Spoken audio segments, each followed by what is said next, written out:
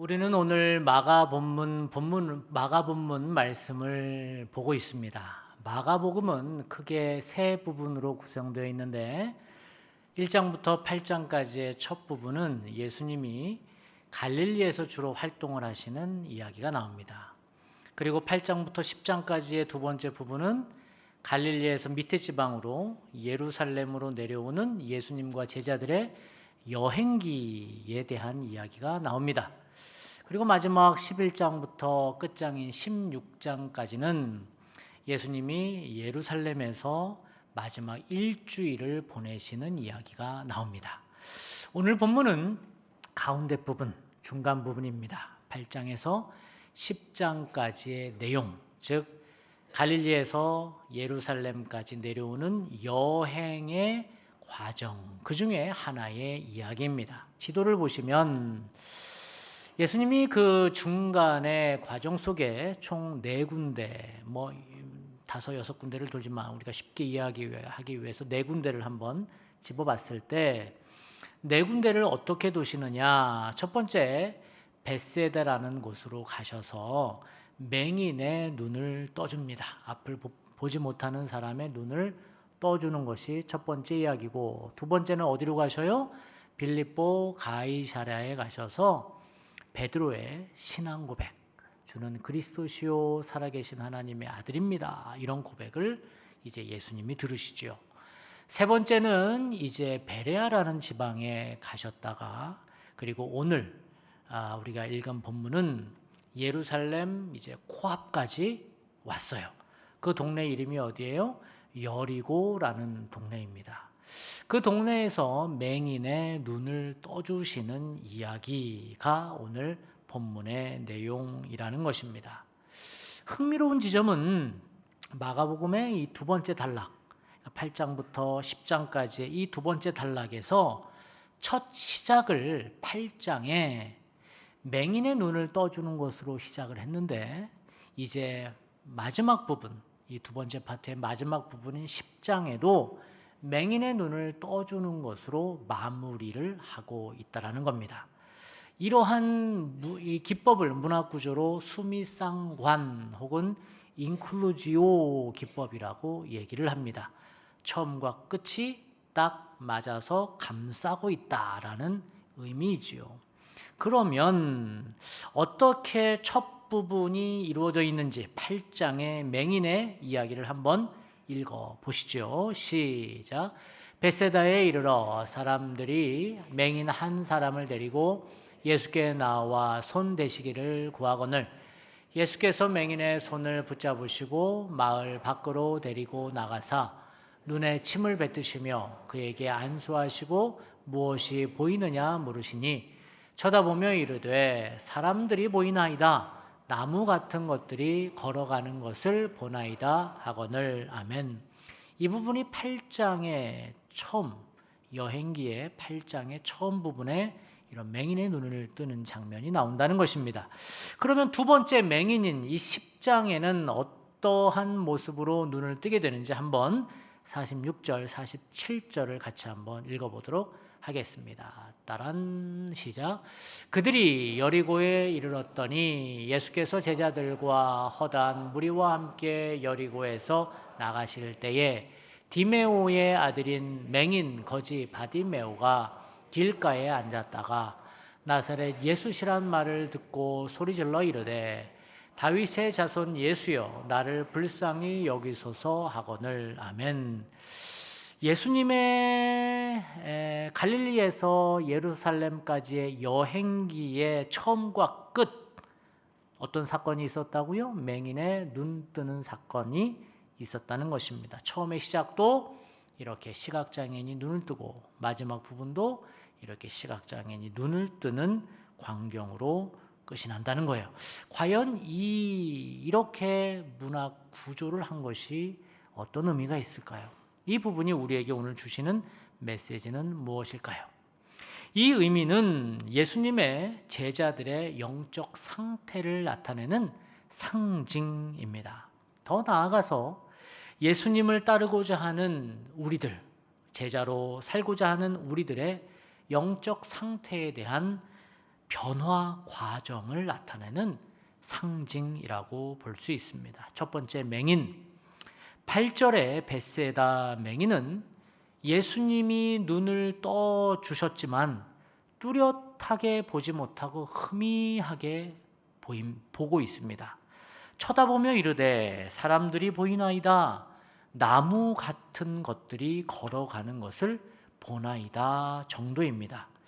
여러분, 8장에 나오는 맹인은 눈을 떴지만 뚜렷하게 봐요, 못 봐요? 못 봐요. 희미하게 보고 있다라는 거예요. 예수님을 따르나 늘 부분적으로만 깨닫고 있는 제자들의 모습을 나타내고 있습니다. 제자들은 정말 예수님과 함께 공생애를 하는 기간 동안에 그랬던 것으로 보입니다. 예수님과 함께 먹고 자고 배움을 가까이에서 얻었지만 제자들은 자기 안의 욕심 때문인지 늘 예수님의 뜻을 부분적으로만 이해하고 자기가 이해하고 싶은 것만 이해하고 예수님을 그렇게 알았다고 얘기를 합니다. 클리어하게 보지를 못한다는 거예요. 그것처럼 우리도 예수님을 따른다고 하지만 그러나 분명하게 보지 못할 때가 많다라는 겁니다. 늘 의심하고 늘 하나님이 계시나? 라는 생각이 우리를 지배할 때가 많다는 것입니다. 우리는 늘 보고 싶은 것만 보고 듣고 싶은 것만 듣는다라는 겁니다. 그런데 10장에서 예수님을 여리고에서 만난 두 번째 맹인은 완전히 다릅니다. 8장의 맹인은 예수님을 희미하게 믿었다면 10장의 맹인은 분명하게 보고 즉시 예수님을 따릅니다. 51절, 52절을 같이 한번 읽어보겠습니다. 시작. 예수께서 말씀하여 이르시되 내게 무엇을 하여 주시기를 원하느냐? 맹인이 이르되 선생님이여 보기를 원하나이다. 예수께서 이르시되 가라, 내 믿음이 너를 구원하였느니라 하시니 그가 곧 보게 되어 예수를 길에서 따르니라. 아멘. 10장에 나온 두 번째 맹인은 예수님의 치유에 눈이 번쩍 떠졌습니다. 8장의 맹인은 이름조차 나오지 않았죠. 그리고 그 이후에 그는 어떤 삶을 살았는지 기록조차 없는 무의미한 존재가 됩니다. 그런데 10장의 맹인은 예수님의 치유에 모든 것을 버리고 예수님을 따르는 제자가 됩니다. 눈이 분명하게 떠진 것처럼 그의 이름도 분명하게 기록되어 있습니다. 이 사람이 얼마나 초대교회에 선한 영향력을 주었는지 심지어 아버지의 이름까지 적어줍니다. 그가 누굽니까? 디메오의 아들 바디메오라는 것입니다. 오늘 이 본문이 우리에게 주시는 의미하는 그리고 우리에게 말씀하시는 그런 메시지는 무엇일까요? 추수감사 주일 예배로 드리고 있는 오늘 이 본문이 우리에게 주시는 메시지는 무엇일까요? 예수님의 예루살렘까지의 여행기 초기에 나오는 8장의 맹인과 10장의 맹인을 비교 대조하며 우리에게 주시는 말씀이 무엇일까요? 첫째로는 제자들이 그렇게 눈이 떠지기 시작을 했다라는 겁니다. 처음 예수님을 따를 때에는 제자들이 영적 맹인이었다는 거예요. 그러다 그들이 점점 눈이 조금씩 떠집니다. 어떻게 봐요? 희미하게 시작을 합니다. 그런데 어느새 그들은 눈을 완전히 떠서 분명하게 보기 시작을 한다는 것입니다. 그래서 이제 곧 이어지는 예루살렘에서의 일들, 일주일간의 일들, 11장부터 있어지는 일들, 예수님이 왜 십자가를 지시고 어떻게 부활하시고 그리고 어떻게 우리와 함께 하고 계신지를 영적으로 열린 눈으로 분명히 보게 됨을 말하고 있는 것입니다. 그 의미는 둘째, 우리도 그렇다는 겁니다. 우리가 예수님을 만나기 전에는 제자들처럼 영적으로 우리도 맹인이라는 것입니다. 진짜 가치, 참 본질을 모른 채 우리도 그저 그렇게 눈이 감겨진 채 산다는 거예요. 그렇게 말초 신경이 우리를 자극하는 것들만 우리가 보고 산다는 겁니다. 본능이 나를 이끄는 대로, 에고가 나를 이끄는 대로 우리가 살아가는 그렇게 영적 눈이 감긴 맹인이라는 겁니다. 그런데 예수님을 만나고 나니, 예수님을 알아가면서 우리도 눈이 떠지기 시작을 합니다.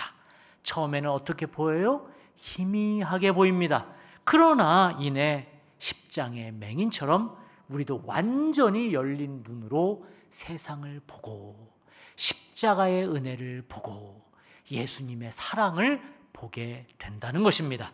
그렇게 우리도 바디메오처럼 제자로 살고 예수님을 따르겠다는 결단이 우리에게 있다는 것입니다. 그렇게 눈이 완전히 떠지면 우리는 어떤 일이 우리에게 일어납니까? 그럴 때 우리에게 나오는 일은 감사라는 거예요. 그렇게 우리가 눈이 떠지고 예수님을 만나면 우리의 입술에서는 뭐가 나온다고요?